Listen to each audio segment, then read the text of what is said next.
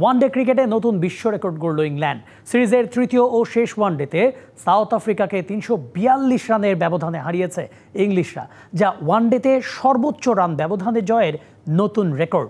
সাউদাম্পটনে ইংল্যান্ডের দেয়া ৪১২ রানের টার্গেট তাড়া করতে নেমে মাত্র ৭২ রানে গুটিয়ে যায় সাউথ আফ্রিকা, যা জন্ম দিয়েছে একাধিক রেকর্ডের।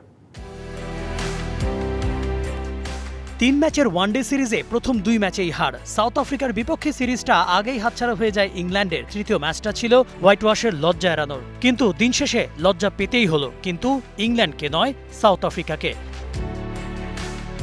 জ্যাকব বেথেল ও জো রুটের সেঞ্চুরিতে ভর করে ৫ উইকেটে ৪১৪ রান করেছিল ইংল্যান্ড। রান তাড়ায় ২০ ওভার ৫ বলেই ৭২ রানে অল আউট প্রোটিয়ারা। দলটির অধিনায়ক টেম্বা বাভুমা অবশ্য ব্যাট করতে পারেননি চোটের কারণে।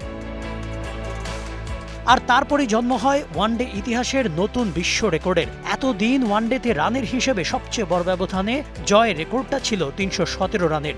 তাকে টপকে এখন ইতিহাসের সবচেয়ে বড় রানের জয় এখন ইংল্যান্ডের। নিজেদের ক্রিকেট ইতিহাসেও এটা বড় জয় ইংলিশদের। এর আগে তাদের সর্বোচ্চ রান ব্যবধানে জয় ছিল ২০১৮ অস্ট্রেলিয়ার বিপক্ষে।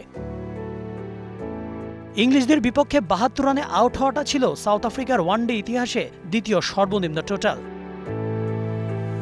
এই ম্যাচে সেঞ্চুরি তুলে নেওয়া জ্যাকব বেথেল মাত্র ২১ বছর বয়সেই হয়েছেন ইংল্যান্ডের দ্বিতীয় সর্বকনিষ্ঠ centurion.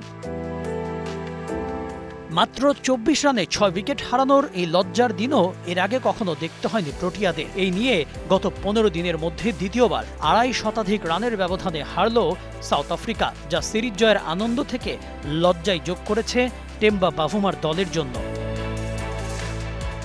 Kanak Mahmud, DBC news desk.